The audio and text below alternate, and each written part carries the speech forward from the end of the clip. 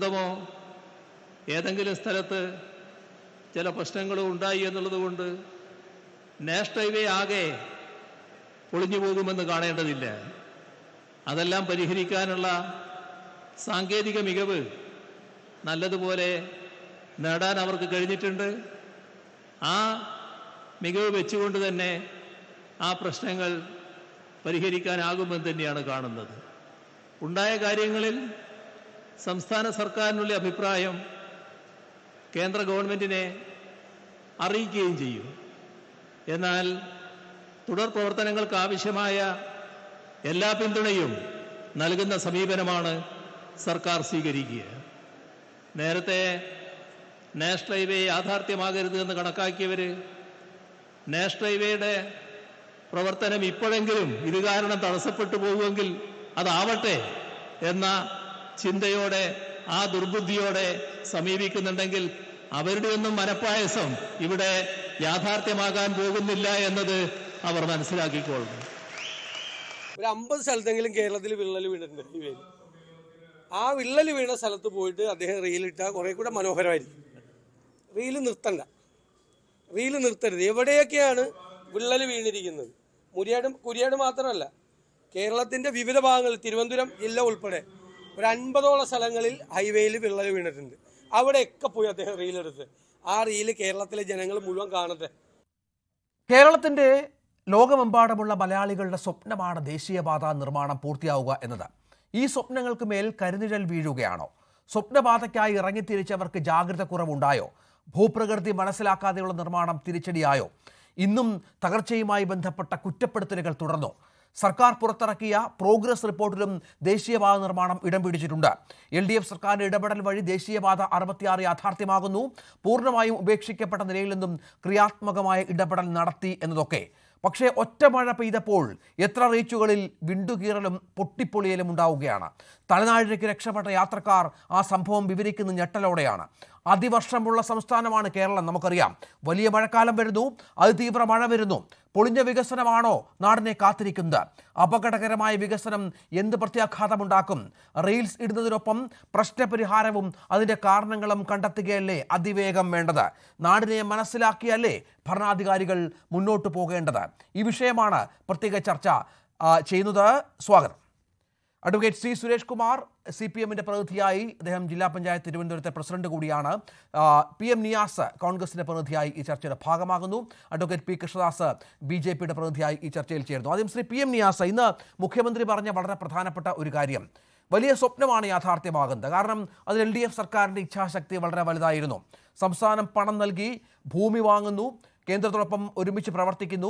യാഥാർത്ഥ്യമാകാൻ ഇനി മാസങ്ങൾ മാത്രമാണ് ബാക്കിയുള്ളത്. കുറച്ച് റീച്ചുകളുടെയൊക്കെ ഉദ്ഘാടനം വരും ദിവസങ്ങളിലൊക്കെ ഉണ്ടാകുമെന്ന് പ്രതീക്ഷിക്കുകയും ചെയ്യുന്നു. പക്ഷേ ചില ഭാഗത്ത് മാത്രം ചില സാങ്കേതിക പ്രശ്നങ്ങൾ പറ്റിയതുകൊണ്ട്, ചില തകർച്ചകൾ സംഭവിച്ചുകൊണ്ട് എന്തിനാണ് പ്രതിപക്ഷം ആഘോഷിക്കുന്നത് എന്ന ചോദ്യം ചോദിക്കുകയാണ്. അത് നേരത്തെ ഈ ദേശീയപാത യാഥാർത്ഥ്യമാകില്ല എന്ന് കരുതി പിന്മാറിയവർക്ക് തങ്ങളുടെ തിരിച്ചടി ഭയന്നുള്ള ഒരു ഓട്ടപ്രദക്ഷണമാണോ ചോദിക്കുകയാണ് അദ്ദേഹം, മുഖ്യമന്ത്രി.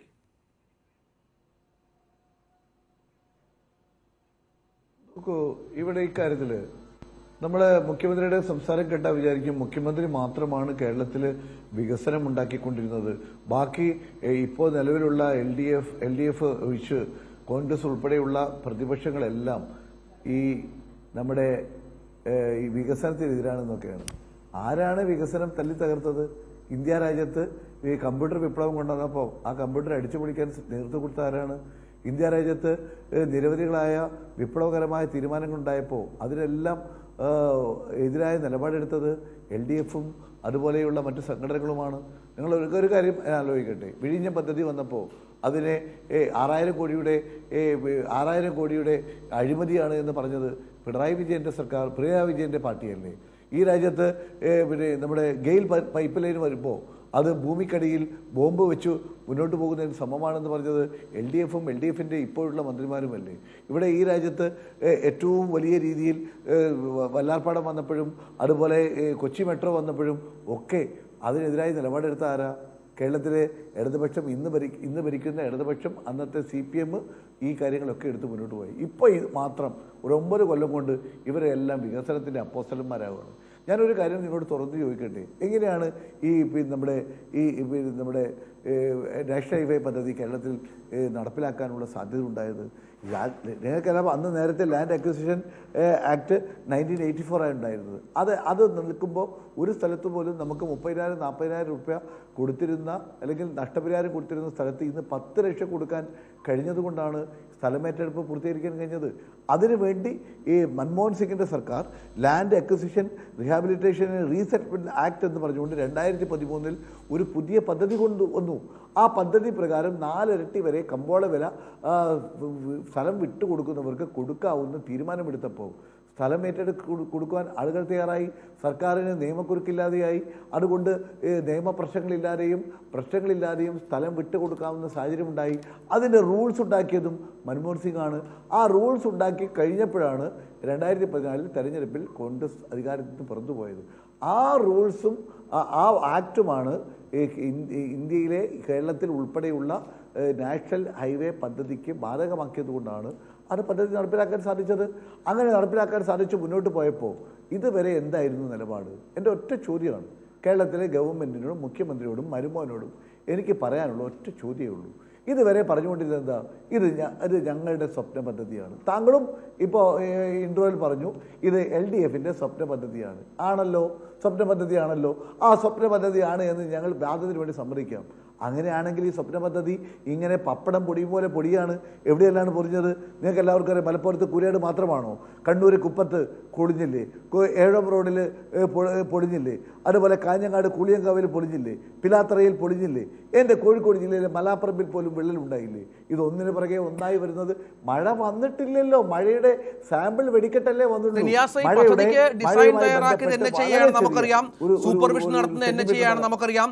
കംപ്ലീറ്റ് സർട്ടിഫിക്കറ്റ് നൽകുന്ന NHAI ആണ് നമുക്കറിയാം. അങ്ങനെ ഈ പദ്ധതിക്ക് കമ്പനികളെ ഇൻട്രൊഡ്യൂസ് ചെയ്യുന്ന അടക്കം NHAI ആണ്. അപ്പോൾ സംസ്ഥാന സർക്കാരിൻ്റെ കടമ എന്നുള്ളത് നേരത്തെയൊക്കെ UDF ഭരിച്ച സമയത്തൊക്കെ സ്ഥലം ഏറ്റെടുക്കൽ എന്നുള്ളത് വളരെ പ്രശ്നമായിരുന്ന സമയമായിരുന്നു. അതൊക്കെ അതിജീവിച്ചുകൊണ്ട് കൃത്യമായ രീതിയിൽ കാര്യങ്ങൾ ഇടപെട്ട് സ്ഥലം ഏറ്റെടുത്ത് ആ പാത യാഥാർത്ഥ്യമാകത്തിലേക്ക് കാര്യങ്ങൾ എത്തിച്ചു. അതിനുശേഷമുള്ള ഉത്തരവാദിത്വമൊക്കെ NHAI ആണ് എന്നാണ് സംസ്ഥാന സർക്കാർ, മുഖ്യമന്ത്രി അടക്കം ഇപ്പോൾ ഇന്ന് സംസാരിച്ച CPM സംസ്ഥാന സെക്രട്ടറിയും പറയുന്നത്. അപ്പോൾ ഇത്രയും കാര്യങ്ങൾ ചെയ്ത സർക്കാരിന് ഈ തകർച്ചയുടെ ഉത്തരവാദിത്വം കൂടി അവർ ഏറ്റെടുക്കണമെന്ന് പറയുന്നതിൽ എന്ത് ന്യായമെന്നുള്ളതാണ് ചോദ്യം. ഞാനൊരു കാര്യം നിങ്ങളോട് തുറന്നു പറയാം. താങ്കൾ പറഞ്ഞത് ഇപ്പം എനിക്ക് ബോധ്യപ്പെട്ടു. കേരളത്തിലെ മുഖ്യമന്ത്രിയുടെ മരുമകനും പറയേണ്ടി വന്നു. ഇത് വരുന്നതും DPR ഉൾപ്പെടെ, താങ്കൾ പറഞ്ഞ പ്രകാരം DPR ഉൾപ്പെടെ എല്ലാ ഉത്തരവാദിത്തങ്ങളും, സാമ്പത്തിക ഉത്തരവാദിത്തങ്ങൾ ഉൾപ്പെടെ കേന്ദ്രത്തിൻ്റെതാണെന്ന് ഇപ്പോൾ അവർക്ക് സമ്മതിക്കേണ്ടി വന്നു. ഇന്നലെ വരെ റീൽസ് എന്താണ് ഇട്ടത്? ഇന്നലെ വരെ കേരളത്തിലെ മുഖ്യമന്ത്രി നടത്തിയ ജില്ലാതല പത്രസമ്മേളനങ്ങളിൽ ഏറ്റവും പ്രധാനമായി സർക്കാരിൻ്റെ ഏറ്റവും വലിയ നേട്ടമായി പറഞ്ഞത് ആ നേട്ടത്തിൻ്റെ ഒരു പകുതി സാധാരണ പറയാതെ കേന്ദ്ര ഗവൺമെൻറ്റും കേരള ഗവൺമെൻറ്റും കൂടി ഉണ്ടാക്കിയ പദ്ധതി എന്ന് ഇതുവരെ ഒരു പത്രസമ്മേളനത്തിലോ ഒരു റീൽസിലോ പറഞ്ഞിട്ടില്ലല്ലോ. അവിടെയൊക്കെ മരുമോനും അമ്മായിയപ്പനും കൂടി ചേർന്ന് ഇത് ഞങ്ങളുടെ പദ്ധതിയാണ് എന്ന് മാത്രമല്ലേ പറഞ്ഞുള്ളൂ. ഒന്ന്. രണ്ടാമത്തെ കാര്യം, ഞങ്ങളിവിടെ ഒരു കാര്യം പറയട്ടെ. ഇവിടെ എന്തുകൊണ്ടാണ് സംഭവിക്കുന്നത്? ഞങ്ങളാരുമല്ല പറഞ്ഞത്. കേന്ദ്ര ഗവൺമെൻറ്റിൽ അംഗമായിട്ടുള്ളൊരു മന്ത്രിസഭ അംഗം കേരളത്തിൽ നിന്നും ജയിച്ചു വന്നിട്ടുള്ള സുരേഷ് ഗോപി എന്താ പറഞ്ഞത്? ആധികാരികമായി പറഞ്ഞത് ഇവിടെ DPRൽ കേന്ദ്ര ഗവൺമെൻറ് NHAIയെ കൊണ്ടുവന്ന DPRൽ മാറ്റം വരുത്തി. DPR 1 പകരം DPR 2ഉം DPR 3ഉം ഉണ്ടാക്കി. അതിൻ്റെ ഉത്തരവാദിത്തം NHAIക്കല്ല, അതിൻ്റെ ഉത്തരവാദിത്തം കേരള ഗവൺമെൻറ്റാണ്. അങ്ങനെയെങ്കിൽ എന്താണ് സംഭവിച്ചത്? പുറത്തു വരേണ്ട കാര്യമാണ്. ഞങ്ങളിതൊന്നും പറയുന്നില്ല, നിങ്ങൾ തന്നെ ചെയ്തു, അല്ല നിങ്ങളല്ല ചെയ്തത് എന്നാണ് നിങ്ങൾ പറയുന്നതെങ്കിൽ ഓക്കെ. അങ്ങനെയാണ് DPR മാറ്റിയിട്ടുണ്ടെങ്കിൽ ആ മാറ്റിയത് ആരാണ് മാറ്റിയത്? അതിന് ഉത്തരവാദി ആരാണ്? എന്താണ് മാറ്റമുണ്ടാക്കിയത്? നിങ്ങൾ ആലോചിക്കണം. ഇവിടെ നിങ്ങൾ ആലോചിക്കേണ്ടത് ഒരു കുട്ടിയെ പ്രസവം അല്ലെങ്കിൽ ഒരു കുഞ്ഞ് ജനിക്കണമെങ്കിൽ അതിന് ശരിയായ ഒരു കാലയളവുണ്ട്. മിനിമം 10 മാസം അത് കുട്ടി അമ്മയുടെ ഗർഭപാത്രത്തിൽ വളർന്നെങ്കിൽ മാത്രമേ കുഞ്ഞിന് പൂർണ്ണ ആരോഗ്യസ്ഥിതി ഉണ്ടാവൂ. അത് നമുക്ക് എല്ലാവർക്കും അറിയാം. ഈ റോഡ് ഉണ്ടാക്കണമെങ്കിൽ ഏറ്റവും ആദ്യം നമുക്ക് എല്ലാവർക്കും അറിയാം, റോഡ് ഉണ്ടാക്കണമെങ്കിൽ ഏറ്റവും പ്രധാനപ്പെട്ട ഒരു കാര്യം ചെയ്യേണ്ടതുണ്ട്. ഇവിടെ മണ്ണ് പരിശോധന നടത്തണം. സേഫ് ബെയറിംഗ് കപ്പാസിറ്റി എന്ന് പറഞ്ഞുകൊണ്ട് SBC ഓരോ മണ്ണിനും ആ മണ്ണിൻ്റെ ബെയർ ചെയ്യാനുള്ള കപ്പാസിറ്റി ഉണ്ട്. ആ കപ്പാസിറ്റി പരിശോധിച്ച് അതിനാവശ്യമായ ക്രമീകരണം നടത്തണം. അത് പൈലിംഗ് നടത്തേണ്ടടുത്ത് പൈലിംഗ് നടത്തണം, കോൺക്രീറ്റ് നടത്തേണ്ടടുത്ത് കോൺക്രീറ്റ് നടത്തണം, മിശ്രിതം ഉണ്ടാക്കിക്കൊണ്ട് മുന്നോട്ട് പോകേണ്ട സ്ഥലത്ത് ചെയ്യണം. ഇതൊന്നും ചെയ്യാതെ ഞങ്ങൾക്ക് എങ്ങനെയെങ്കിലും അടുത്ത 2026 തെരഞ്ഞെടുപ്പിന് മുമ്പ് ഇതൊക്കെ കമ്മീഷൻ ചെയ്ത് മരുമോൻ്റെ ഗുണമാണ്, അത് മുഖ്യമന്ത്രിയുടെ ഗുണമാണ്, LDFിൻ്റെ ഗുണമാണ് എന്ന് റീൽസ് ഉണ്ടാക്കിക്കൊണ്ട് ഇവിടെ സോഷ്യൽ മീഡിയയിലും താങ്കളെ പോലെയുള്ള മാധ്യമ സ്ഥാപനങ്ങളിലൂടെയും പരസ്യം ചെയ്ത് മുന്നോട്ട് കൊണ്ടുപോകണമെന്ന് ആഗ്രഹിക്കുന്നു. ഇപ്പോൾ 15 കോടി രൂപ ചെലവഴിച്ച്, ആദ്യഘട്ടത്തിൽ 15 കോടി രൂപ ചെലവഴിച്ച് സർക്കാരിൻ്റെ 4ാം വാർഷികത്തിൽ പ്രധാന ഐറ്റം എന്തായിരുന്നു? ഇതല്ല ഐറ്റം. അങ്ങനെയാണെങ്കിൽ ഐറ്റം ഇവർക്ക് മാത്രം അവകാശപ്പെടാനുള്ള ഐറ്റം അല്ലല്ലോ. അപ്പോൾ എന്ത് പറയണം? കേന്ദ്ര ഗവൺമെൻറ്റിൻ്റെ പദ്ധതി ഞങ്ങൾ ആകെ സ്ഥലം മാത്രം ആക്കി കൊടുത്ത് ബാക്കിയെല്ലാം കേന്ദ്ര ഗവൺമെൻറ്റാണ് എന്ന് ഇതുവരെ എവിടെയും റീൽസ് പറഞ്ഞിട്ടില്ലല്ലോ, എവിടെയും പരസ്യത്തിൽ പറഞ്ഞിട്ടില്ലല്ലോ, എവിടെയും ഒരു പത്രസമ്മേളനത്തിൽ പറഞ്ഞിട്ടില്ലല്ലോ. ഞങ്ങൾ പറയുന്നത്, ഞങ്ങൾ ഇത് ഇപ്പോഴല്ല പറഞ്ഞത്, 24/7/2024 നിങ്ങൾക്ക് ജൂലൈ 16 എൻ്റെ ജില്ലയിലുള്ള അർജുൻ എന്നവർ പറയുന്ന ഒരു സുഹൃത്തിന് കർണാടകത്തിൽ ഇതുപോലെ മണ്ണിടിഞ്ഞ് സംഭവം ഉണ്ടായി. ആ മണ്ണിടിഞ്ഞ സംഭവം ഉണ്ടായപ്പോഴാണ് വടകരയിൽ ഉൾപ്പെടെയുള്ള പല സ്ഥലങ്ങളിലും മണ്ണിടിച്ചിലുണ്ടായ സാഹചര്യം ഉണ്ടായത്. അന്ന് കോഴിക്കോട് MP MK രാഘവൻ അന്ന് 24/7/2024 കൃത്യം ഏതാണ്ട് 11 മാസം 12 മാസം 10 മാസം മുമ്പ് അദ്ദേഹം കേന്ദ്ര ഗവൺമെൻറ്റിനും കേരള സർക്കാരിനും കത്ത് കൊടുത്തു, ആവശ്യങ്ങൾ ഉന്നയിച്ച് മുന്നോട്ട് പോയി. അന്ന് എന്താ നിങ്ങൾ മുന്നോട്ട് പറഞ്ഞത്? ഇതൊക്കെ ഞങ്ങൾ വൈകിപ്പിക്കാനുള്ള ശ്രമമാണ്. അന്ന് ഞങ്ങൾ പറഞ്ഞല്ലോ, എന്തൊക്കെയാണ് ഞങ്ങൾ പറഞ്ഞത്? ഇവിടെ വിദഗ്ധ സംഘം പരിശോധിക്കണം, ഇവിടുത്തെ കാലാവസ്ഥയും ഭൂപ്രകൃതിയും മണ്ണിന്റെ ഘടനയും അനുസരിച്ച് ആവശ്യങ്ങളായ മാറ്റങ്ങൾ ഉണ്ടാക്കണം. കേന്ദ്രത്തിലുള്ള പല തീരുമാനങ്ങളും അല്ലെങ്കിൽ കർണാടകത്തിൽ തീരുമാനങ്ങൾ അത് കേരളത്തിൽ ബാധകമാവില്ല. അത് വ്യത്യാസങ്ങളുണ്ട്. സുരേഷ് കുമാർ, നമുക്കറിയാം NHAയെ കേരളത്തിന് സംസ്ഥാനത്തിന് പുറത്തുള്ള ഏജൻസികളെയാണ് ഏൽപ്പിച്ചത് ഈ ദേശീയപാതയുമായി. താങ്കളിലേക്ക് വരാം സാർ, ദയവായി താങ്കൾക്ക് അവസരമുണ്ട്. ഈ പരിപാടി ഏൽപ്പിച്ചത്, നിർമ്മാണം ഏൽപ്പിച്ചത് നമുക്കറിയാം. കേരളത്തിൻ്റെ ഭൂപ്രകൃതി നമുക്കറിയാം. ഒരു മഴ വന്നപ്പോൾ ഈ റോഡുകൾ ഇത്രയും തകർന്നുവെങ്കിൽ അതിവർഷമാണ്, ഇത്തവണ കാലവർഷം അതീവ ശക്തമായിരിക്കുമെന്ന പ്രവചനമുണ്ട്. നമുക്കറിയാം കേരളയിലൊക്കെ കേരളത്തിൽ ഇൻട്രൊഡ്യൂസ് ചെയ്യാൻ ശ്രമിച്ചപ്പോൾ ഉണ്ടായ വലിയ എതിർപ്പ് നമ്മുടെ ഭൂപ്രകൃതിയുമായിട്ട് ബന്ധപ്പെട്ടായിരുന്നു. നമ്മുടെ അടിസ്ഥാന പ്രശ്നങ്ങൾക്ക് ഈ പറഞ്ഞതുപോലെ നമ്മുടെ ഭൂപ്രകൃതിക്ക് അല്ലെങ്കിൽ ഭൂമിയുടെ രീതിക്കൊന്നും കാര്യമായി മുന്നോട്ട് കൊണ്ടുപോകാൻ പറ്റുന്ന പദ്ധതിയല്ല എന്നായിരുന്നു പറഞ്ഞത്.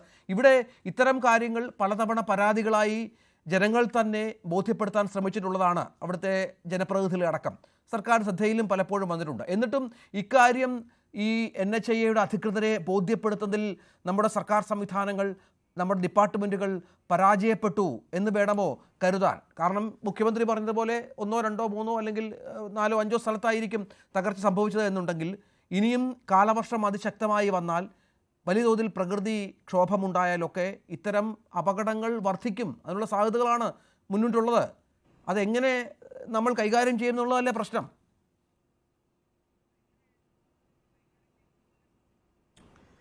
നോക്കൂ, ലോകത്ത് എല്ലാ മലയാളികളുടെയും ഒരു അഭിമാന പദ്ധതിയായി നമ്മുടെ NH-67 കാസർഗോഡ് മുതൽ പാറശാല വരെ നീളുന്ന ഈ NH-67 ഒരു അഭിമാന പദ്ധതിയായി മാറിക്കൊണ്ടിരിക്കുകയാണ്.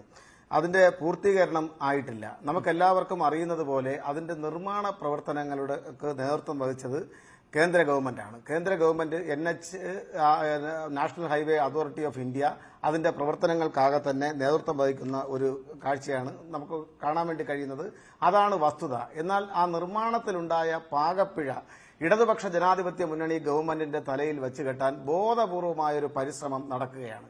എന്താണ് NHന്റെ ചരിത്രം? NHന്റെ ചരിത്രം എന്ന് പറയുന്നത് 2013 ശ്രീമാൻ ഉമ്മൻചാണ്ടി കേരളത്തിന്റെ മുഖ്യമന്ത്രിയായിരിക്കുന്ന സന്ദർഭത്തിൽ ഈ പദ്ധതി കേരളത്തിൽ നടപ്പിലാവില്ല എന്ന് പറഞ്ഞുകൊണ്ട് NHAയുടെ ഓഫീസ് പൂട്ടി സ്ഥലം വിട്ടതാണ്. അവിടെയാണ് 2016 ഇടതുപക്ഷ ജനാധിപത്യ മുന്നണി ഗവൺമെന്റ് മുന്നോട്ട് വെച്ച പ്രകടന പത്രികയ്ക്കകത്ത് ഞങ്ങൾ ഈ സംസ്ഥാനത്ത് അധികാരത്തിൽ വരികയാണെങ്കിൽ ഉറപ്പായും നാഷണൽ ഹൈവേ ഞങ്ങളിവിടെ അതിന്റെ പ്രവർത്തനങ്ങൾ ഏറ്റെടുത്തുകൊണ്ട് പുനഃസ്ഥാപിക്കുന്നതിന് വേണ്ടിയിട്ടുള്ള പ്രവർത്തനങ്ങൾ നടപ്പിലാക്കും എന്ന് ആ പ്രകടന പത്രികയ്ക്കകത്ത് അർത്ഥശങ്കക്കിടയില്ലാത്ത വിധം പ്രഖ്യാപിച്ചു.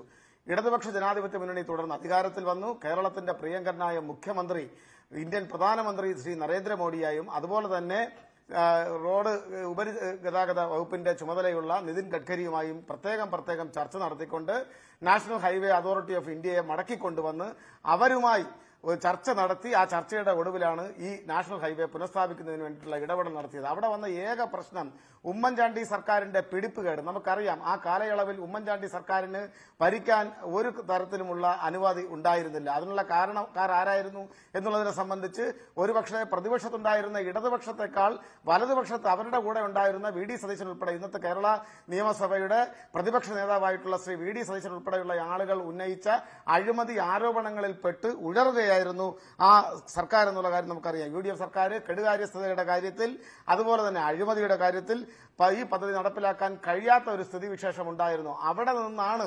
നഷ്ടോത്തരവാദിത്വം ഏറ്റെടുത്തുകൊണ്ട് ഈ ഭൂമിക്ക് കാശ് കൊടുക്കാമെന്നുള്ള ഉറപ്പിന്മേൽ ഈ പദ്ധതി വീണ്ടും റീഓപ്പൺ ചെയ്യുന്നത്. ഏകദേശം 25% തുക ഈ പദ്ധതിക്ക് ചെലവായതിന്റെ 25% തുക കേരളത്തിലെ ഗവൺമെന്റ്, ആ തുക 5560 കോടി രൂപ, ഏകദേശം കിഫ്ബിയുടെ ലോൺ കൂടി നമ്മൾ താരതമ്യപ്പെടുത്തുമ്പോൾ 12,000 കോടി രൂപ ഈ പദ്ധതിക്ക് വിനിയോഗിച്ചതിന്റെ അതാണ് സാർ, അതൊക്കെ ശരിയാണ്. പക്ഷെ അവിടെ കേരള സർക്കാരിന്റെ ഉത്തരവാദിത്വം കഴിഞ്ഞോ എന്നുള്ളതാണ് ചോദ്യം. വളരെ കൃത്യമായി മാതൃകാപരമായി ആ വിഷയത്തിൽ ഇടപെടുകയും ഈ പറയുന്ന പോലെ സംസ്ഥാന സർക്കാർ പണം മുടക്കുകയും മറ്റും ചെയ്ത പദ്ധതിയാണ്. വളരെ കൃത്യമാണ്. അത് നമുക്ക് അഭിമാന പദ്ധതിയാണ്, കേരളത്തിന്റെ സ്വപ്ന പദ്ധതിയാണ്. പക്ഷെ അതോടുകൂടി നമുക്കറിയാം അന്ന് അവിടെ ഈ മണ്ണ് ഇടിഞ്ഞു വീണപ്പോൾ, റോഡ് തകർന്നപ്പോൾ ഒരുപാട് ആളുകൾ വളരെ അത്ഭുതകരമാണ് രക്ഷപ്പെട്ടത്. അതിൽ പലരോടും നമ്മൾ സംസാരിച്ചിരുന്നു. അവരൊക്കെ ഭീതിജനകമായാണ് ആ കാര്യങ്ങൾ വിശദീകരിച്ചത്.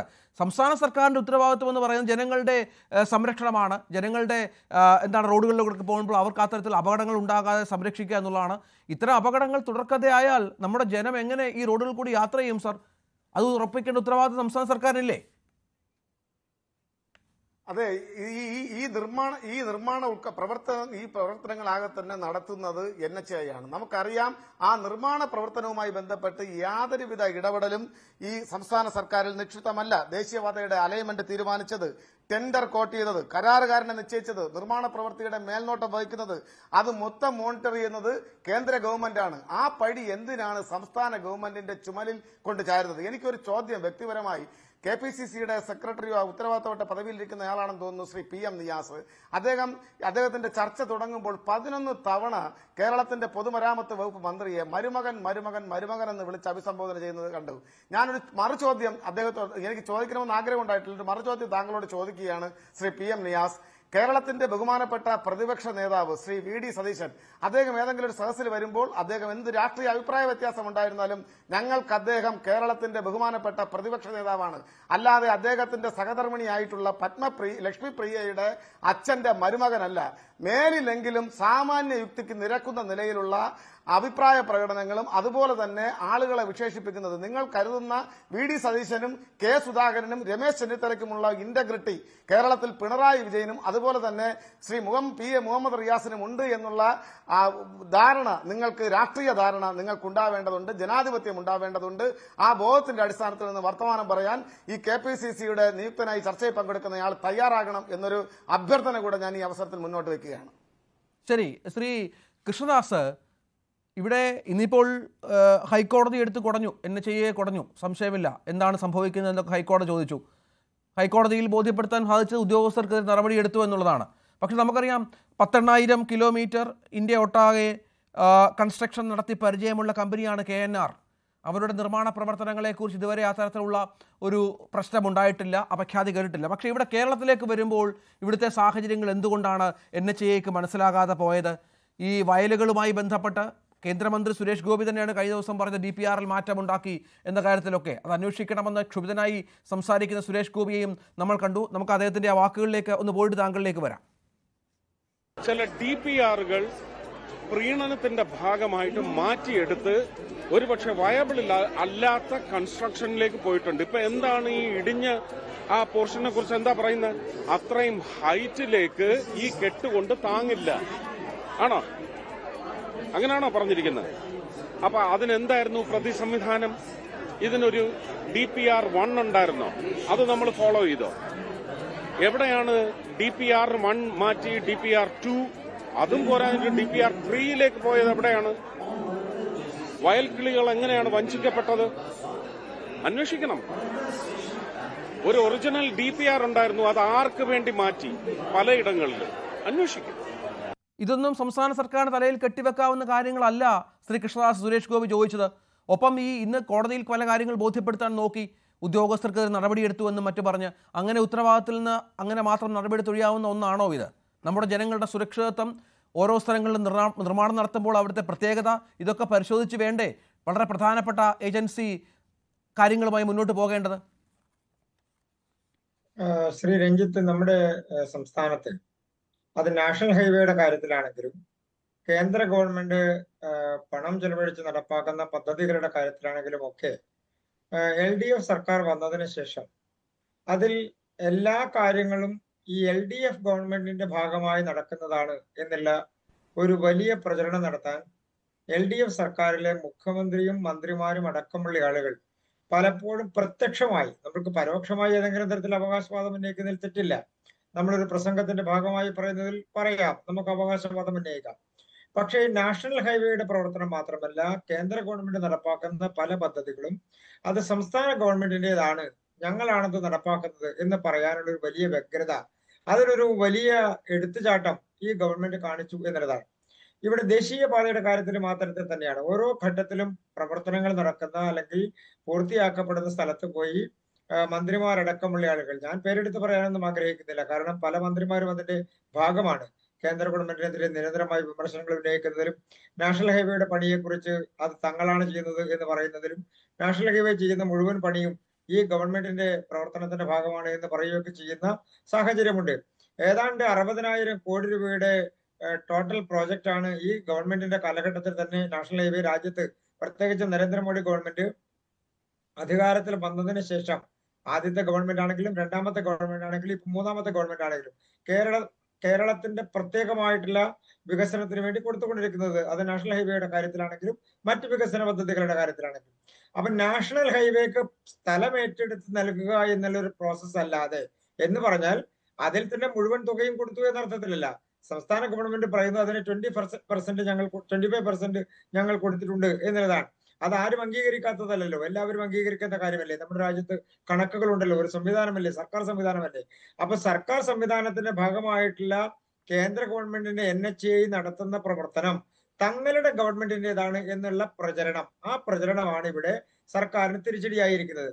NHAI നടത്തുന്ന റോഡുകളുടെ പ്രവർത്തനം മറ്റ് സംസ്ഥാനങ്ങളെ എടുത്ത് നോക്കിക്കഴിഞ്ഞാലും കേരളത്തിൽ നേരത്തെയുള്ള കാലഘട്ടത്തിലെ റോഡുകളുടെ സ്ഥിതി എടുത്ത് നോക്കിക്കഴിഞ്ഞാലും നാഷണൽ ഹൈവേയുടെ പണികൾ പൂർത്തിയാക്കുമ്പോൾ പല സ്ഥലങ്ങളിലും കുഴികൾ ഉണ്ടാകുന്നു, പല സ്ഥലങ്ങളിലും അതിന്റെ അപാകതകൾ ഉണ്ടാകുന്നു, അല്ലെങ്കിൽ ആ തരത്തിൽ നാഷണൽ ഹൈവേകളിൽ റോഡുകൾക്ക് പോരായ്മകൾ ഉണ്ടായിട്ടുണ്ട്. ഇതൊക്കെ ഈ കാലഘട്ടത്തിൽ മാത്രമല്ല, പലപ്പോഴും അതുണ്ടായിട്ടുണ്ട്. അതെല്ലാം പരിഹരിക്കപ്പെട്ടിട്ടുണ്ട്. അതെല്ലാം കൃത്യമായി മോണിറ്റർ ചെയ്യുന്ന ഒരു സിസ്റ്റം നാഷണൽ ഹൈവേക്കുണ്ട്. പ്രത്യേകിച്ച് ഈ സർക്കാർ വന്നതിന് ശേഷം, നേരത്തെ രഞ്ജിത്ത് സൂചിപ്പിച്ചതുപോലെ തന്നെ, എവിടെയെങ്കിലും നാഷണൽ ഹൈവേയുടെ പണിയുമായി ബന്ധപ്പെട്ടുകൊണ്ട് ഏതെങ്കിലും തരത്തിലുള്ള ഒരു അപാകത ചൂണ്ടിക്കാണിക്കപ്പെട്ടിട്ടില്ല. പക്ഷേ സ്വാഭാവികമായും കേരള സംസ്ഥാനത്ത് രാഷ്ട്രീയത്തിന്റെ ഒരു പ്രശ്നമുണ്ട്. അത് ഇടതുപക്ഷ മുന്നണിയാണെങ്കിലും UDF ആണെങ്കിലും ഒരു പദ്ധതി അതിന്റെ മുന്നോട്ട് കൊണ്ടുപോകുന്ന സാഹചര്യം ഉണ്ടാകുമ്പോൾ അത് തങ്ങളാണ് അത് ചെയ്യുന്നത് എന്ന് വരുത്തി തീർക്കാൻ വേണ്ടി നടത്തുന്ന ഒരു രാഷ്ട്രീയമുണ്ട്. ആ രാഷ്ട്രീയത്തിന്റെ ഭാഗമാണ് നേരത്തെ ബഹുമാനപ്പെട്ട സുരേഷ് ഗോപി ചൂണ്ടിക്കാണിച്ചതുപോലെ തന്നെ ഈ DPR ഉണ്ടാകുമ്പോൾ അതിനെ എതിർക്കുക, അല്ലെങ്കിൽ ആ സ്ഥലത്തെ ലോക്കൽ ആളുകളുമായി ചേർന്നുകൊണ്ട് അതിനെ മാറ്റം വരുത്തണമെന്ന് ആവശ്യപ്പെടുക. ഈ തരത്തിൽ നിരന്തരമായിട്ടുള്ള രാഷ്ട്രീയ പ്രക്രിയയുടെ ഭാഗമായിട്ടുള്ള നടപടികൾ നമ്മുടെ സംസ്ഥാനത്ത് നടന്നിട്ടുണ്ട്. അപ്പൊ അതിൽ ഏതെങ്കിലും തരത്തിലുള്ള അപാകതകൾ ഉണ്ടായിട്ടുണ്ടോ എന്നുള്ളത് പരിശോധിക്കപ്പെട്ടിട്ട് തന്നെയാണ്. അതുകൊണ്ടാണല്ലോ ഉപരിതല ഗതാഗത വകുപ്പ് മന്ത്രിക്ക് റിപ്പോർട്ട് സമർപ്പിച്ച കൂട്ടത്തിൽ ഇതിന്റെ DPRമായി ബന്ധപ്പെട്ടുകൊണ്ട് മാത്രമല്ല, അതിന്റെ അലൈൻമെന്റിനെ സംബന്ധിച്ചാണെങ്കിലും കൺസ്ട്രക്ഷനെ സംബന്ധിച്ചാണെങ്കിലും ഒക്കെ എവിടെയെങ്കിലും പാളിച്ചകൾ ഉണ്ടായിട്ടുണ്ടോ എന്നുള്ളത് പരിശോധിക്കപ്പെടുമെന്ന് പറഞ്ഞതും ബഹുമാനപ്പെട്ട കേന്ദ്രമന്ത്രി ഉന്നതതല യോഗം വിളിക്കാനുള്ള സാഹചര്യം ഉണ്ടായതും ഇവിടെ നടപടിയെടുത്തോ എന്നുള്ളതാണ് പ്രധാനപ്പെട്ട വിഷയം. ശ്രീ രഞ്ജിത്ത്, ഒരു വിഷയം ഉണ്ടാകുന്നു, അവിടെ ഏതെങ്കിലും തരത്തിലുള്ള റോഡിന് ഏതെങ്കിലും തരത്തിലുള്ള അപാകത ഉണ്ടാകുന്നു, അല്ലെങ്കിൽ റോഡ് പൊളിയുന്ന സാഹചര്യം ഉണ്ടാകുന്നു, വിത്ത് ഇമ്മീഡിയറ്റ് എഫക്ട് 12 മണിക്കൂർ പോലും എടുത്തില്ല. ആ കരാർ കമ്പനിക്കെതിരെ നടപടി സ്വീകരിച്ചു. കരാർ കമ്പനിയുമായി ബന്ധപ്പെട്ടുകൊണ്ട് നടപടികൾ വിശദീകരിക്കപ്പെട്ടു. അതിലുള്ള നടപടികൾ വിശദീകരിക്കപ്പെട്ടു. ഇപ്പോ ഈ വിഷയം ഉണ്ടാകുമ്പോൾ ഉടനെ തന്നെ അതിന്റെ തലേ ദിവസം വരെ, നമ്മൾ ഈ വിഷയം ഉണ്ടാകുന്നതിന് തലേ ദിവസത്തെ സാഹചര്യങ്ങൾ നോക്കിയാൽ പോലും, ഇപ്പൊ നിങ്ങളുടെ ചാനൽ പറയുന്ന പോലെ തന്നെ റീൽസ് ഇടാൻ ആർക്കാ പറ്റാത്തത്? അവിടെ ചെന്ന് ഒരു ഫോട്ടോ എടുത്താൽ പോരെ, വീഡിയോ എടുത്താൽ പോരെ, ഉടനെ തന്നെ അതിന്റെ പുറത്ത് കമന്റ് ഇട്ടാൽ പോരെ. അപ്പൊ അതിനെ ആ തരത്തിൽ ചെയ്യുമ്പോൾ അത് എന്തിന്റെ അടിസ്ഥാനത്തിലാണ് ചെയ്യുന്നത് എന്നുള്ള ബോധ്യം വേണ്ടേ? ബഹുമാനപ്പെട്ട മുഖ്യമന്ത്രി ഇന്നലെയും ഇന്നുമായി കൃത്യമായി കേരളത്തിലെ ജനങ്ങളോട് പറഞ്ഞിരിക്കുന്നു. നാഷണൽ ഹൈവേ എന്നുള്ളത് കേന്ദ്രത്തിന്റെ പദ്ധതിയാണ്. നാഷണൽ ഹൈവേ നടപ്പാക്കുന്നത് കേന്ദ്രമാണ്. ഇത് കുറച്ച് മുൻപ് പറഞ്ഞാൽ മതിയായിരുന്നു, അല്ലെങ്കിൽ പറയാനുള്ള സാഹചര്യം ഉണ്ടായാൽ മതിയായിരുന്നു. ഈ സർക്കാരിനെ പഴികേക്കേണ്ടി വരില്ല. ഇപ്പൊ ഇടതുപക്ഷത്തിന്റെ പ്രതിനിധി എന്താ പറയുന്നത്? ഇവിടെ റോഡ് പൊളിഞ്ഞപ്പോഴത്തേക്കും അതെല്ലാം നിങ്ങളുടെ മേത്തെ കാര്യം വെക്കുന്നില്ല, നിങ്ങൾ ഇതിന്റെ മുഴുവനും ക്രെഡിറ്റ് ഞങ്ങൾക്കാണ് എന്ന് പറഞ്ഞപ്പോൾ അത് നിങ്ങളുടെ പദ്ധതിയാണോ എന്ന് നിങ്ങൾ ഒന്ന് വിശദീകരിക്കണം എന്നുള്ളത് തിരിച്ചു ചോദിക്കും. അത് സ്വാഭാവികമല്ലേ, ആരായാലും ചോദിക്കില്ലേ? അപ്പൊ നിങ്ങൾ തിരിച്ചറിയണമായിരുന്നു, ഇതിന്റെ ക്രെഡിറ്റ് എടുക്കുമ്പോൾ തന്നെ ഇതിന്റെ നെഗറ്റീവ് എന്തെങ്കിലും ഉണ്ടായാൽ അതുകൂടി നിങ്ങൾ ഏറ്റെടുക്കേണ്ടതാണ്. ഇപ്പൊ ഏതെങ്കിലും തരത്തിൽ ഒരു സ്ഥലത്ത് ഏതാണ്ട് 150-200 മീറ്റർ സ്ഥലത്താണ് ഈ പ്രശ്നം ഉണ്ടായി എന്ന് പറയുന്നത്. ഏതാണ്ട് 600ഓളം കിലോമീറ്റർ വരുന്ന ദേശീയപാതയുടെ വർക്ക് നടക്കുന്നതിനിടയിലാണ് ഈ സ്ഥലത്ത് പ്രശ്നം ഉണ്ടാകുന്നത്.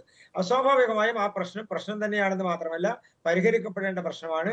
അത് കൃത്യമായി പഴുതടച്ച് പൂർണ്ണമായും നാഷണൽ ഹൈവേ അതിന്റെ എല്ലാ അർത്ഥത്തിലും ബലപ്പെടുത്തി മുന്നോട്ട് പോകേണ്ട സാഹചര്യം നാഷണൽ ഹൈവേയെ സംബന്ധിച്ചുള്ളതാണ്. കാരണം അത്രയേറെ വാഹനങ്ങളുടെ ബാഹുല്യവും കൃത്യതയും ഉണ്ടാകേണ്ട ഒരു പദ്ധതിയാണ് നാഷണൽ ഹൈവേ എന്ന് പറയുന്നത്. പക്ഷേ ഇവിടെ ഇടതുപക്ഷ ഗവൺമെന്റ് സ്വീകരിക്കുന്ന രാഷ്ട്രീയ നയമുണ്ട്. ആ രാഷ്ട്രീയ നയം ഇപ്പൊ അവർക്ക് തിരിച്ചടിയായിരിക്കുന്നു. ആ രാഷ്ട്രീയം എന്ന് പറയുന്നത് കേന്ദ്രവിരുദ്ധ രാഷ്ട്രീയമാണ്. ശരി, തിരിച്ചു വരാം. ശ്രീ പി എം നിയാസ്, ഇവിടെ ഇന്ന് പ്രതിപക്ഷ നേതാവ് ചൂണ്ടിക്കാട്ടുന്നത് 50ഓളം സ്ഥലത്ത്, ഇപ്പോൾ കേവലം ഓരോന്നോ രണ്ടോ സ്ഥലത്ത് മാത്രമല്ല, 50ഓളം സ്ഥലത്ത് തിരുവനന്തപുരം ജില്ല ഉൾപ്പെടെ ഈ പ്രശ്നമുണ്ട് എന്നുള്ളതാണ്. ഇതിപ്പോൾ ഈ പറഞ്ഞ പോലെ ദേശീയപാത നിർമ്മാണം അങ്ങോട്ട് അവസാനിക്കാൻ അതിൻ്റെ പൂർത്തിയാക്കലിലേക്ക് എത്തുന്നതേ ഉള്ളൂ. അതിനിടയ്ക്ക് ചെറിയ ചെറിയ പ്രശ്നങ്ങളൊക്കെ ഉണ്ടാകാം. നമുക്കറിയാം, ആദ്യമായല്ല ഇത്തരം സംഭവങ്ങളൊക്കെ പല സംസ്ഥാനങ്ങളിലും സംഭവിച്ചിട്ടുണ്ട്. പക്ഷേ അതിൻ്റെ പൂർത്തീകരണമാകുന്നതിന് മുൻപ് എന്തുകൊണ്ട് ഈ വിമർശനം എന്നുള്ളതാണ്. പരിഹരിക്കാവുന്ന പ്രശ്നങ്ങൾ മാത്രമാണ് ഇപ്പോൾ ഉള്ളതെന്നും അത് പരിഹരിച്ച് മുന്നോട്ട് പോകും, സാങ്കേതികമായ ചില തകരാറുകൾ മാത്രമാണ് എന്നുമാണ് മുഖ്യമന്ത്രി അടക്കം ഇന്ന് പറയുകയും NHAയെ വിശദീകരിക്കുകയൊക്കെ ചെയ്തത്. അപ്പോൾ അതിന് മുൻപ് ജനങ്ങളെ ഭീതിപ്പെടുത്തും വിധത്തിലുള്ള ഇത്തരം പ്രചരണം വേണോ എന്ന ചോദ്യമാണ്. ആരും മനപ്പായസമുണ്ട, ഞങ്ങൾ പൂർണ്ണമായും ദേശീയപാത പൂർത്തിയാക്കും, അതിനെ ഇല്ലാതാകും എന്ന് പറഞ്ഞ് നിർമ്മാണം പൂർണ്ണമായി നിർത്തിവെക്കുമെന്ന് പറഞ്ഞ് മനപ്പായസമുണ്ട എന്നാണെന്ന് മുഖ്യമന്ത്രി പറഞ്ഞത് അല്പം മുമ്പ് സംസാരിച്ചപ്പോൾ.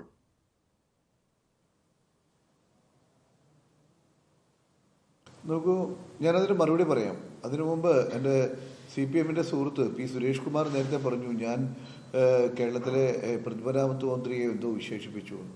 ഞങ്ങളുടെ നാട്ടിലൊക്കെ ഒരാൾ കല്യാണം കഴിച്ചാൽ ആ കല്യാണം കഴിച്ചാൽ ആരുടെ മകളെയാണോ കല്യാണം കഴിക്കുന്നത് അവനെ മരുമകൻ എന്നാണ് പറയാറ്. അപ്പോൾ സുരേഷിൻ്റെ നാട്ടിലോ അല്ലെങ്കിൽ സുരേഷിൻ്റെ പാർട്ടിയിലും അങ്ങനെ ഒരാളുടെ മകളെ കല്യാണം കഴിച്ചാൽ മരുമകൻ എന്ന് വിളിക്കാറില്ല എന്ന് എനിക്ക് അറിഞ്ഞുകൂടാ. നിങ്ങളിപ്പോൾ വലിയ മാന്യതയും കാര്യങ്ങളൊക്കെ പറയുന്നുണ്ടല്ലോ. കേരളത്തിലെ മുഖ്യമന്ത്രിയുടെ മകനായിരുന്നു കോഴിക്കോട് മുമ്പ് ജയിച്ച MP MK മുരളീധരൻ. എന്തായിരുന്നു, ഒരിക്കലെങ്കിലും നിങ്ങൾ MP എന്ന നിലയ്ക്ക് അദ്ദേഹത്തെ അഭിസംബോധന ചെയ്തിരുന്നു. നിങ്ങൾ എന്തായിരുന്നു അഭിസംബോധന ചെയ്തത്? ആ വാക്ക് ഞാനിവിടെ പറയുന്നില്ല.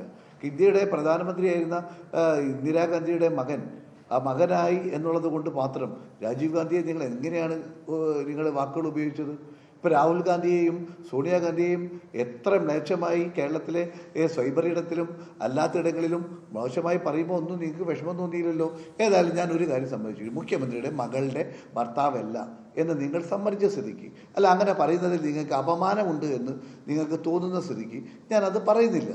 അതുകൊണ്ട് മുഖ്യമന്ത്രിയുടെ മകളുടെ ഭർത്താവ് എന്ന നിലയ്ക്ക് ഞാൻ മരുമകൻ എന്നുള്ള വാക്കും ഞാൻ പറയുന്നു. കാരണം നിങ്ങൾക്കത് അപമാനമുണ്ട്. മുഖ്യമന്ത്രിയുടെ മരുമകൻ എന്നത് ഒരു അപമാനമായി എന്ന് കേരളത്തിലെ ഒരു പൊതുമരാമത്ത് വകുപ്പ് മന്ത്രിക്കും അദ്ദേഹത്തിൻ്റെ പാർട്ടിക്കാർക്കും തോന്നുന്നത് കൂടി ഞാനതിൽ പറയുന്നു. താങ്കൾ ചോദിച്ച ചോദ്യം ഒരു കാര്യം ഞാൻ തുറന്ന് പറയാൻ സമ്മതിക്കുകയാണ്. ഇപ്പം താങ്കളിലെ പറഞ്ഞ ഒരു കാര്യം ഞാനത്, താങ്കളിപ്പോൾ ഈ കൂരിയാട് അവിടുത്തെ വിഷ്വൽസ് കണ്ടിട്ടുണ്ടോ? ഞാനവിടെ നേരിട്ട് പോയ ആളാണ്.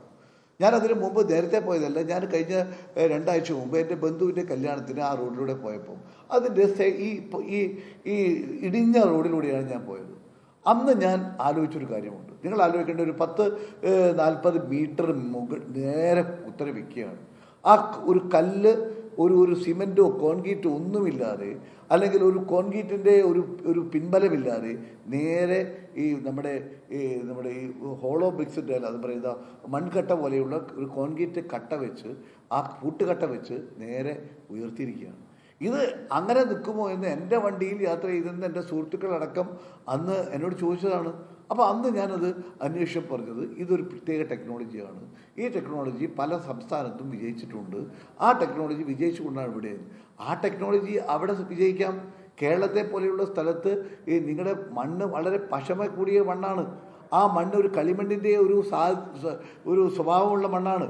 ആ മണ്ണ് ഈ വയൽ പ്രദേശത്താണെങ്കിൽ നിങ്ങൾക്കറിയാം, വയൽ പ്രദേശത്ത് ഒരിക്കലും ആ പ്രതലം ഒരിക്കലും ഹാർഡായി നിൽക്കില്ല. അത് നിൽക്കാത്തത് കൊണ്ടാണ് കേരളത്തിലെ വയൽ പ്രദേശവുമായി ബന്ധപ്പെട്ട സ്ഥലങ്ങളിലൊക്കെ സാധാരണ വീടെടുക്കുമ്പോൾ, ഞാൻ എൻ്റെ വീട് കോഴിക്കോട് നമ്മുടെ എരഞ്ഞിപ്പാലത്ത് ഈ കനോലി കനാലിൻ്റെ അടുത്താണ് വീടെടുത്തത്. ആ വീടെടുക്കുമ്പം എൻ്റെ വീട്ടിൽ ആകെ 1000 സ്ക്വയർ ഫീറ്റ് വീടാണ്. ആ വീടെടുക്കുമ്പം അവിടെ ഞങ്ങൾ സോയിൽ ടെസ്റ്റ് നടത്തിയപ്പം അവിടെ മണ്ണ് അത്ര മണ്ണിൻ്റെ മുകളിൽ നേരത്തെ ഞാൻ പറഞ്ഞതുപോലെ SPC പരിശോധിക്കുമ്പോൾ അവിടെ പൈലിംഗ് നടത്തണം എന്ന് പറഞ്ഞു. അങ്ങനെ 42 പൈലിംഗ് ഞാൻ നടത്തി. ഒരു 1000 സ്ക്വയർ ഫീറ്റ് ഉള്ള എൻ്റെ വീട് അത് 2 നിലയ്ക്ക് കെട്ടുന്ന ഒരു ഉറപ്പോട് കൂടിയാണ് ഞാൻ ഉണ്ടാക്കിയത്. അങ്ങനെ ഉണ്ടാക്കിയപ്പം 1000 സ്ക്വയർ ഫീറ്റ് ഉണ്ടാക്കിയതിന് ഞാൻ 40ഓളം പൈലിംഗ് നടത്തിയിട്ടാണ് ഞാൻ മുന്നോട്ട് പോയത്. അത് സാമാന്യ ബോധമാണ്. ആ സാമാന്യ ബോധം കേരളത്തിലെ സർക്കാരിനും പൊതുമരാമത്ത് വകുപ്പിനും ഇല്ല എന്നാണോ നിങ്ങൾ പറയുന്നത്? അങ്ങനെയാണോ നിങ്ങൾ പറയുന്നത്? അങ്ങനെയല്ലെങ്കിൽ ഇനി കേന്ദ്ര ഗവൺമെൻറ് തെറ്റ് ചെയ്തു, ശരിയാണ് നിങ്ങൾ പറയുന്നത്. ഇപ്പം നിങ്ങൾ ഏതായാലും സമ്മതിച്ചല്ലോ, കേന്ദ്ര ഗവൺമെൻറ്റാണ് A to Z. ഞങ്ങൾ അംഗീകരിക്കുന്നു. ഞങ്ങളല്ല എങ്കിൽ ഞാൻ കേന്ദ്ര ഗവൺമെൻറ് കേരളത്തിലെ സാഹചര്യങ്ങൾ അറിയില്ലല്ലോ, അല്ലെങ്കിൽ അവിടുത്തെ ഒരു പാറ്റേൺ ഇവിടെ കൊണ്ടുവരുമ്പോൾ ഇവിടുത്തെ പാറ്റേൺ ഇതാണ്, ഞങ്ങൾ എത്രയോ കാലമായി റോഡ് ഉണ്ടാക്കിയതാണ്, ഞങ്ങൾ എത്രയോ കാലമായി റോഡും ഉണ്ടാക്കിയ ടെക്നോളജി ഞങ്ങളുടെ കൈവശമുണ്ട്, ആ ടെക്നോളജി ഇവിടെ നിൽക്കില്ല എന്ന് പറയാനുള്ള സാമാന്യ ബോധം നിങ്ങൾക്ക് വേണ്ടേ? സൂപ്പർവിഷൻ നിങ്ങൾക്ക് എടുക്കാവുന്നതല്ലേ? എന്തുകൊണ്ട് കേന്ദ്ര ഗവൺമെൻറ്റും കേരള ഗവൺമെൻറ്റും കൂടി യോജിച്ച് ചെയ്യാൻ അല്ലെങ്കിൽ അവർക്ക് വേണ്ട മാർഗദർശനം കൊടുക്കാൻ കഴിഞ്ഞില്ല? രണ്ടാമത്തെ ചോദ്യം, ഞാനൊരു കാര്യം MK രാഘവനെ കുറിച്ച് പറഞ്ഞു. KC വേണുഗോപാൽ MP 6 മാസം മുമ്പ് പത്രസമ്മേളനം നടത്തി അവരുടെ ബന്ധപ്പെട്ട മന്ത്രിയുടെ സബ് കമ്മിറ്റി യോഗത്തിൽ അത് ഉന്നയിച്ചല്ലോ, ബന്ധപ്പെട്ട ഉദ്യോഗസ്ഥന്മാരുടെ മുമ്പാകെ അത് ഉന്നയിച്ചല്ലോ. അദ്ദേഹം എണ്ണി പറഞ്ഞല്ലോ, തെക്കൻ കേരളത്തിലെ ഓരോ സംസ്ഥാനങ്ങളെയും ഓരോ ജില്ലകളിലെയും നടക്കുന്ന നിർമ്മാണ പ്രവർത്തനങ്ങളിലെ ഉണ്ടാകുന്ന പോരായ്മകളെ കുറിച്ച് പറഞ്ഞല്ലോ. നിങ്ങളെന്തേ മുഖവിലക്കെടുക്കാത്തത്? നിങ്ങൾ എന്തേ അത് ഒരു ഗൗരവതരമായ പരാതി എഴുതിയ ഒരു MP പോലെയുള്ള ഒരാൾ, അതും AICCയുടെ ജനറൽ സെക്രട്ടറി ആയിട്ടുള്ള ഒരു വ്യക്തി, അദ്ദേഹം മന്ത്രിയായിരുന്ന ഒരു അനുഭവ സമ്പത്തുള്ള ഒരു വ്യക്തി, അങ്ങനെ ഒരു കാര്യം പറഞ്ഞപ്പോൾ അത് കേട്ട പദ്യങ്ങൾ നടിച്ചില്ലല്ലോ. കേരള ഗവൺമെൻറ് എന്തേ അത് ടേക്കപ്പ് ചെയ്യാഞ്ഞത്? കേരള ഗവൺമെൻറ് എന്തേ മുന്നോട്ട് പോയി? നിങ്ങൾക്കിതൊന്നുമല്ല ആവശ്യം. നിങ്ങൾക്ക് ഇവിടെ റോഡ് എങ്ങനെ ഉണ്ടായാലും നിങ്ങൾക്ക് വിഷയമില്ല. റോഡ് പൊളിഞ്ഞു വീണ് ആളുകളുടെ ജീവൻ നഷ്ടപ്പെട്ടാലും നിങ്ങൾക്ക് വിഷയമല്ല. ആളുകൾക്ക് പ്രയാസം. നിങ്ങൾക്ക് എങ്ങനെയെങ്കിലും 2026 തെരഞ്ഞെടുപ്പിന് മുമ്പ് നിങ്ങൾക്ക് ജീവിതത്തിൽ ഒന്നും സംഭവിച്ചുവെന്നാണ് പ്രതിപക്ഷത്തിന്റെ ആക്ഷേപം. അതായത് നമുക്കറിയാം, ഈ പൊതുമരാമത്ത് മന്ത്രിയൊക്കെ കഴിഞ്ഞ ഇതിന് മുൻപ്, ഈ പ്രശ്നത്തിന് മുൻപ് LDF സർക്കാരിൻ്റെ വികസന പദ്ധതിയിലെ സുപ്രധാന ഏട്, അക്കാര്യം സംശയമില്ല, അതിൻ്റെ വീഡിയോസും റീൽസും ഒക്കെ ഇപ്പോഴും നമ്മുടെ സമൂഹ മാധ്യമങ്ങളിൽ സജീവമാണ്. അത്ര പെട്ടെന്നത് മായ്ച്ചാൽ മായുന്ന ഒന്നല്ല. മറ്റൊന്ന്, മുഖ്യമന്ത്രി അടക്കം ഓരോ റീച്ചുകളും കൃത്യമായി പരിശോധിക്കുന്നു, മുഖ്യമന്ത്രി നേതൃത്വത്തിൽ പരിശോധിക്കുന്നു. സംസ്ഥാനത്തെ ഉദ്യോഗസ്ഥരുടെ ജാഗ്രതയുണ്ട്, 2 ആഴ്ച കൂടുമ്പോൾ ഇതുമായി ബന്ധപ്പെട്ട യോഗങ്ങൾ ചേരുന്നുണ്ട് എന്നൊക്കെ പറഞ്ഞിരുന്നു. നമുക്കറിയാം, ജനപ്രതിനിധികളും നാട്ടുകാരും ഒക്കെ പലതവണ ഇതുമായി ബന്ധപ്പെട്ടുള്ള പരാതികൾ സർക്കാരിന് മുന്നിൽ എത്തിച്ചതാണ്. ഒരു തവണയെങ്കിലും ഈ വിഷയം NHAIയുടെ ശ്രദ്ധയിൽപ്പെടുത്താൻ നിങ്ങൾക്കായിട്ടുണ്ടോ എന്നുള്ളതാണല്ലോ പ്രശ്നം. ഈ കേരളത്തിൻ്റെ രീതി, അതിൻ്റെ പ്രത്യേകതകളൊക്കെ മനസ്സിലാക്കി കൊടുക്കുകയും അപകടങ്ങൾ സംഭവിക്കുമെന്ന് ബോധ്യപ്പെടുത്തുകയും ചെയ്യുക പൊതുമരാമത്ത് വകുപ്പിനും സർക്കാരിനുമൊക്കെ അത്ര ഉത്തരവാദിത്വമുണ്ടല്ലോ.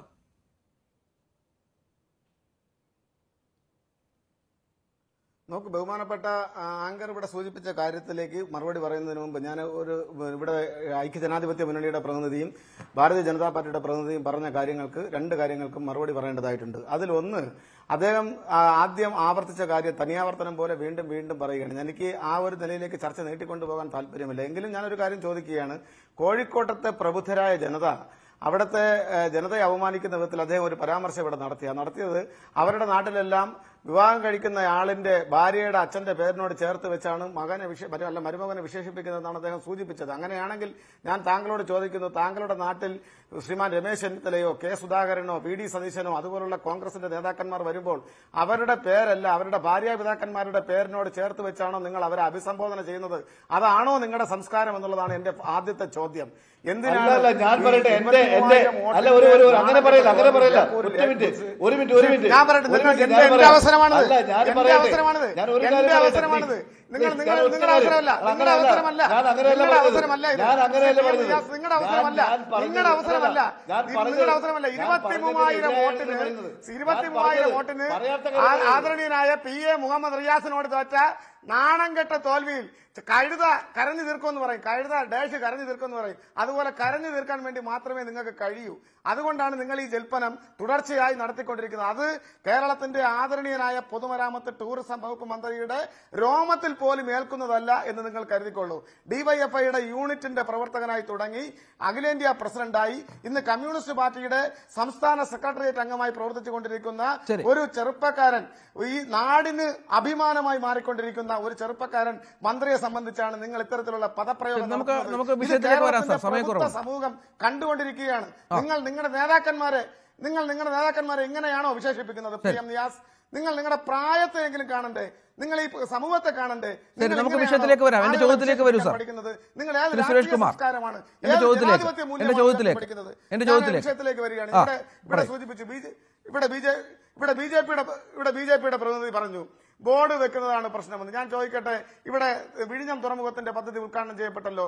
ഒരു നയാ പൈസ BJP ഗവൺമെന്റ്, കേന്ദ്ര ഗവൺമെന്റ് ഇവിടെ ഈ വിഴിഞ്ഞം പദ്ധതിക്ക് വേണ്ടി വിനിയോഗിക്കാൻ തയ്യാറായിട്ടില്ല എന്ന് മാത്രമല്ല, നാട് നീളെ ഏറ്റവും കൂടുതൽ ബോർഡ് വെച്ചത് ഈ BJPയുടെ പ്രവർത്തകരായിട്ടുള്ള ചെല്ലപ്പനും തങ്കപ്പനും പൊന്നപ്പനും അടക്കം ഫ്ലക്സ് ബോർഡിൽ വന്നു നിന്നുകൊണ്ട് വിഴിഞ്ഞം തുറമുഖ പദ്ധതി യാഥാർത്ഥ്യമാക്കിയത് ഞങ്ങളാണ്.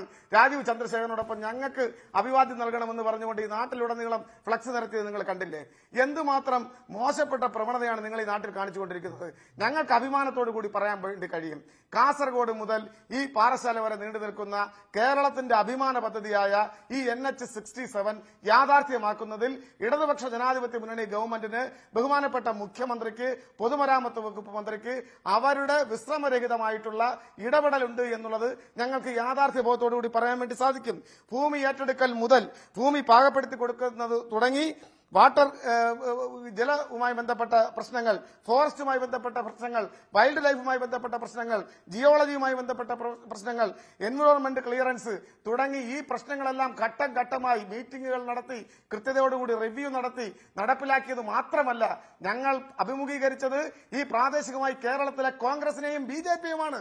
മഴവിൽ സഖ്യം ഉണ്ടാക്കിക്കൊണ്ട് കീഴാറ്റൂരിൽ ഈ പദ്ധതി ഞങ്ങൾ ജീവിച്ചിരിക്കുന്ന കാലത്ത് നടത്താൻ അനുവദിക്കുകയില്ല എന്ന് പ്രഖ്യാപിച്ചുകൊണ്ട് ഇന്നിവിടെ പങ്കെടുക്കുന്ന BJPയുടെ നേതാവും കോൺഗ്രസിന്റെ നേതാക്കന്മാരും ഒറ്റക്കെട്ടായി നിന്ന് ഈ പദ്ധതിയെ വെല്ലുവിളിച്ച കാലം നമ്മൾ മറന്നിട്ടില്ല. അത് നടന്നിട്ട് അതിവിദൂരമായിട്ടില്ല. നമുക്ക് ഓർമ്മയുണ്ട്. അതിനെ കൂടെ അതിജീവിച്ചുകൊണ്ട്, ഈ മഴവിൽ സഖ്യത്തെ കൂടെ അതിജീവിച്ചുകൊണ്ടാണ് ഇന്ന് കാണുന്ന രൂപത്തിൽ NH-66 അത് യാഥാർത്ഥ്യമാക്കുന്നതിന് വേണ്ടിയിട്ടുള്ള ഇടപെടൽ നടത്തിയത്. പിന്നെ ഇതിന്റെ പദ്ധതിയും പൂർത്തീകരണവും അതിന്റെ ടെൻഡർ വർക്കും പണിയും നടത്തിയിട്ടുള്ളത് അത് നാഷണൽ ഹൈവേ അതോറിറ്റിയാണ്. അവിടെ എന്തെങ്കിലും പാകപ്പിഴ ഉണ്ടായാൽ അത് ചോദിക്കേണ്ടത് അവരോടാണ്. അവർ ഉണ്ടാക്കിയിട്ടുള്ള പൊല്ലായ്പിന്, പോരായ്മയ്ക്ക് ഇടതുപക്ഷ ജനാധിപത്യ മുന്നണി ഗവൺമെന്റിന്റെ സ്ഥാനത്തും അസ്ഥാനത്തും കുറ്റപ്പെടുത്താൻ നിങ്ങൾക്ക് യാതൊരുവിധ അർഹതയുമില്ല. അതാണ് മറുപടി. CPMന്റെ മറുപടി ഇതാണ്. അദ്ദേഹത്തിലേക്ക് വരാം. ഒപ്പം ശ്രീ കൃഷ്ണദാസിന്റെ ഇതുമായി ബന്ധപ്പെട്ട പ്രതികരണവും തേടേണ്ടതുണ്ട്. വളരെ പെട്ടെന്ന് ഇടവേളയ്ക്ക് ശേഷം.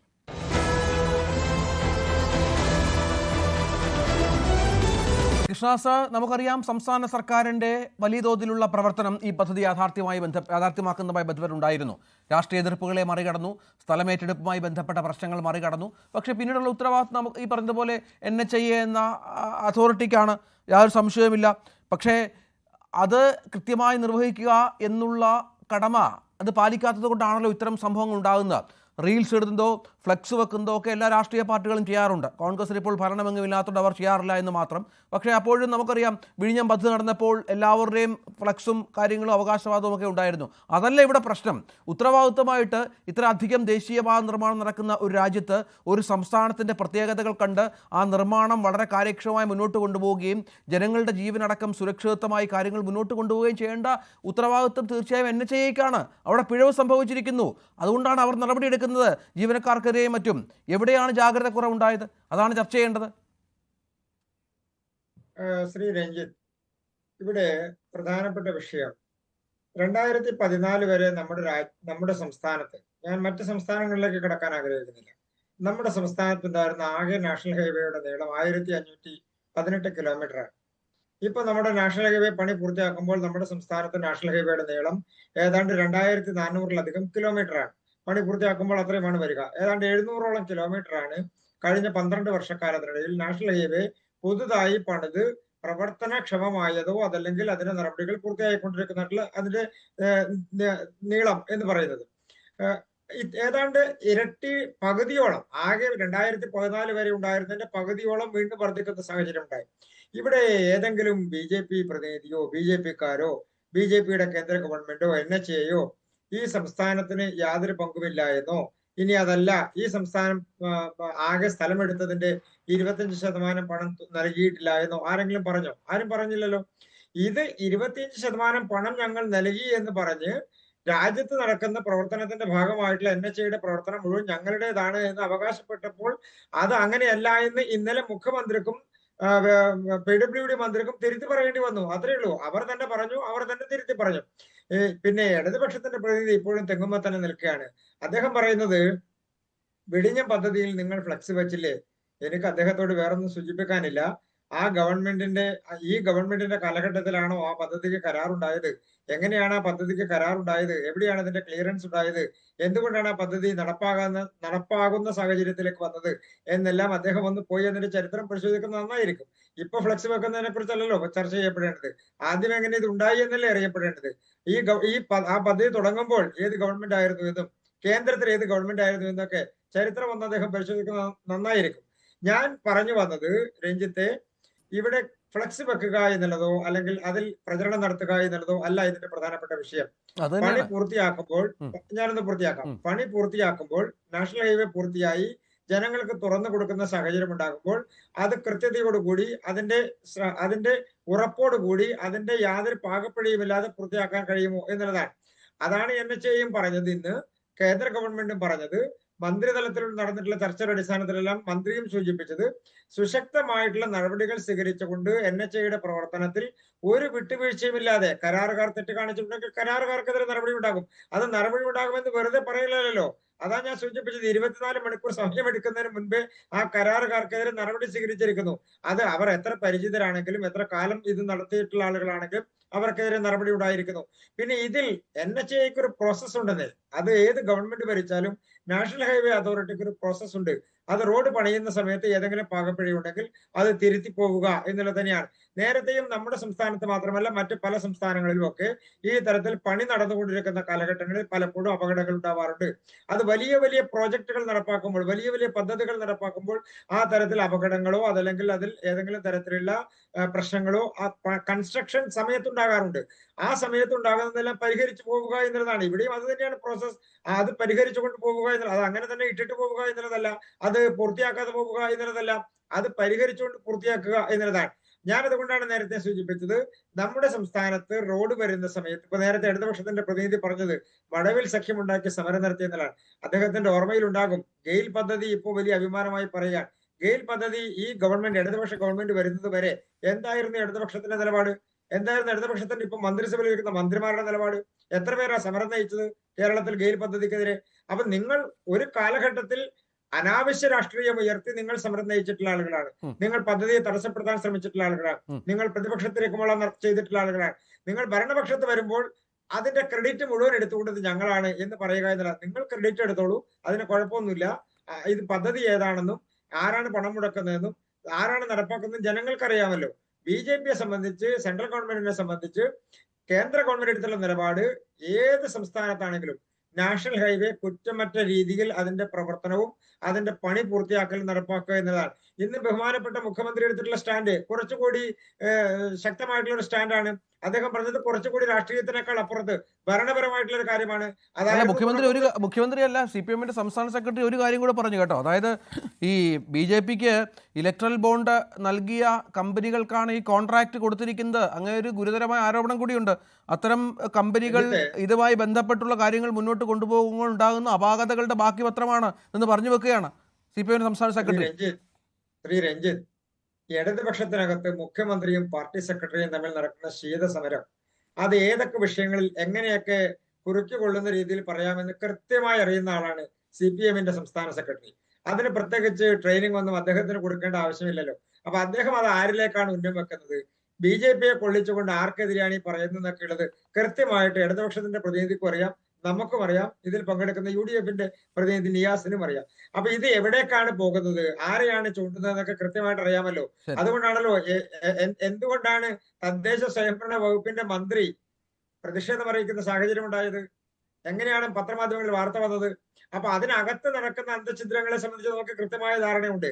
അത് നടന്നോട്ടെ. ഞാൻ പറഞ്ഞു വന്നത്, ഇടതുപക്ഷ ഗവൺമെന്റിന് യോജിക്കുന്ന രീതിയിലേക്ക് നിങ്ങൾ പ്രവർത്തനം മാറ്റണം. നിങ്ങൾ യാഥാർത്ഥ്യങ്ങൾ ജനങ്ങളോട് പറയാൻ തയ്യാറാകണം. ശരി സന്യാസ, ഇന്നിപ്പോൾ LDF സർക്കാരിന്റെ പ്രോഗ്രസ് റിപ്പോർട്ട് പുറത്തു വന്ന ദിവസം കൂടിയാണ്. നമുക്കറിയാം, ഇന്ന് മുഖ്യമന്ത്രി തിരുവനന്തപുരത്ത് അദ്ദേഹത്തിന്റെ റോഡ് ഷോ ഉണ്ടായിരുന്നു, ആളുകൾ പങ്കെടുത്തു. അതിലും വളരെ കൃത്യമായി തന്നെ അവർ രേഖപ്പെടുത്തിയിട്ടുണ്ട്, ഈ സർക്കാരിൻ്റെ വികസന പദ്ധതികളിൽ വളരെ പ്രധാനപ്പെട്ട ഒന്നാണ് ഈ ദേശീയപാത വികസനം എന്നുള്ളത്. അത് കാര്യക്ഷമമായി പൂർത്തിയാക്കാൻ സംസ്ഥാന സർക്കാരിൻ്റെ ഇച്ഛാശക്തിയാണ് പൂർത്തിയാകുന്നതിലേക്ക് നയിച്ചത് എന്നുള്ളത്. ഇനി വരുന്ന തെരഞ്ഞെടുപ്പിലും ദേശീയപാത തന്നെ ആയിരിക്കും വളരെ പ്രധാനപ്പെട്ട വിഷയമായി സർക്കാർ മുന്നോട്ട് വെക്കുക. ശ്രീനിവാസ്, നോക്കൂ, ഈ ഇപ്പോൾ സോഷ്യൽ മീഡിയയിൽ വരുന്നൊരു കാര്യം താങ്കളുടെ ശ്രദ്ധയപ്പെട്ട് കാണും. അതിൽ പറയുന്നത് വളരെ ഞാനിവിടെ ആവർത്തിക്കുകയാണ്. തള്ളൽ വല്ലാതെ കൂടിയപ്പോൾ വിള്ളൽ വന്നു, വിള്ളൽ വല്ലാതെ കൂടിയപ്പോൾ തള്ളൽ തിന്നു. പിന്നെ വിള്ളൽ വന്നപ്പോൾ പിതൃത്വം അവകാശപ്പെട്ടവർ എല്ലാം NHനെ കൈയൊഴിഞ്ഞു. ഇത് വളരെ പ്രസക്തമായൊരു കാര്യമാണ്. എനിക്ക് ഇവിടെ പറയാനുള്ളത്, മുഖ്യമന്ത്രി അവകാശപ്പെടുന്ന കാര്യങ്ങൾ ഇന്ന് രാവിലെ അവകാശപ്പെട്ടതും വൈകുന്നേരം അദ്ദേഹം തിരുത്തി പറഞ്ഞു. ഇതൊന്നും എൻ്റെതല്ല, ഇതൊക്കെ കേന്ദ്ര ഗവൺമെൻറ്റിൻ്റെയാണ്, കാലാകാലങ്ങളിൽ കേന്ദ്ര ഗവൺമെൻറ് കൊണ്ടുവന്ന പദ്ധതിയാണ്. പിന്നെ എൻ്റെ സുരേഷ് കുമാർ ഇപ്പോൾ വീണ്ടും ആവർത്തിച്ചു, പരാജയപ്പെട്ടവർക്കൊക്കെ വലിയ വിഷമമുണ്ട്. ഞങ്ങളാരും കോർപ്പറേഷനിലേക്ക് പരാജയപ്പെട്ടില്ല, ഞാനൊക്കെ ജയിച്ചിട്ടേ ഉള്ളൂ. പരാജയപ്പെട്ട ആരാണെന്ന് സുരേഷ് കുമാർ ഒന്ന് അന്വേഷിക്കണം. പാർലമെന്റിലേക്ക് ദയനീയമായി പരാജയപ്പെട്ടത് ആരാണെന്ന് അന്വേഷിക്കണം. പരാജയപ്പെട്ടപ്പോൾ ഞങ്ങൾ ആരും കരഞ്ഞിരുന്നിട്ടില്ല. താങ്കൾ പറഞ്ഞു പരാജയപ്പെട്ടപ്പോൾ മൂങ്ങും കരയും എന്നൊക്കെ. അങ്ങനെ താങ്കൾക്ക് ആരെക്കുറിച്ചെങ്കിലും പരാജയപ്പെട്ടപ്പോൾ കരഞ്ഞു എന്ന് തോന്നിയെങ്കിൽ അത് ഞാൻ ഉത്തരവാദിയല്ല. എൻ്റെ മകൾ കല്യാണം കഴിച്ചു, അതിന് മരുമകനുണ്ട്.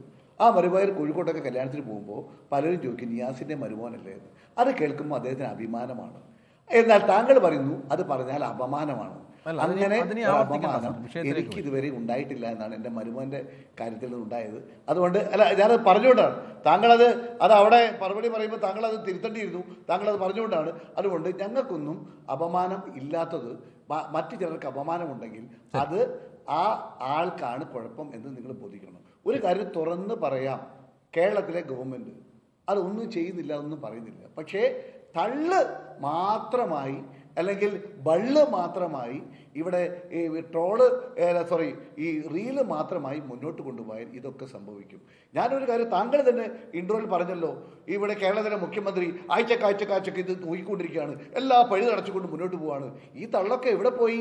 ആ തള്ളിൻ്റെയൊക്കെ ഉത്തരവാദിത്വമല്ലേ ഇപ്പോൾ? അങ്ങനെ നോക്കിയിരുന്നുവെങ്കിൽ നിങ്ങളിത് നേരത്തെ നോക്കേണ്ടിയിരുന്നില്ലേ? അങ്ങനെ ടെക്നിക്കലായി കാര്യങ്ങളിൽ ഫീസിബിലിറ്റി ഇല്ല എങ്കിൽ ഇപ്പോൾ പിണറായി നമ്മുടെ CPM സെക്രട്ടറി പറഞ്ഞതുപോലെ ഇത് കുഴപ്പക്കാരാണ് ചെയ്തെങ്കിൽ അന്ന് നിങ്ങൾ സുരേഷ് കുമാർ, ഇന്നിപ്പോൾ ഏറ്റവും കൂടുതൽ CPM സംസ്ഥാന സെക്രട്ടറിയുടെ വാക്കാണ് പുറത്തു വന്നത്. അത് ഇലക്ട്രൽ ബോണ്ടുമായി ബന്ധപ്പെട്ടാണ്. അപ്പോൾ കേന്ദ്ര സർക്കാർ കൂടി സഹകരിച്ച് വേണം ഈ പദ്ധതി പൂർത്തിയാക്കാൻ. മുഖ്യമന്ത്രി ആ സമവായത്തോടുകൂടി സംസാരിക്കുന്നുണ്ട്. പക്ഷേ CPMന് മറ്റൊരു നയമാണെന്നാണോ?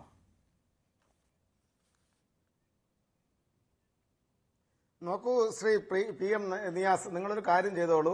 നിങ്ങൾ കോഴിക്കോടും മറ്റ് കേരളത്തിൽ എവിടെ UDFന്റെ പരിപാടി സംഘടിപ്പിച്ചാലും കേരളത്തിന്റെ പ്രതിപക്ഷ നേതാവിനെ അദ്ദേഹത്തിന്റെ സഹധർമ്മിണിയായിട്ടുള്ള ലക്ഷ്മിപ്രിയയുടെ ഭർത്താവ് എന്ന് തന്നെ അഭിസംബോധന ചെയ്തുകൊള്ളൂ, അദ്ദേഹത്തിന്റെ പേര് ഒഴിവാക്കിയിട്ട്. എനിക്ക് യാതൊരുവിധ പരാതിയും അക്കാര്യത്തിലില്ല. ഞാനിവിടെ സൂചിപ്പിച്ചത് കേരളത്തിന്റെ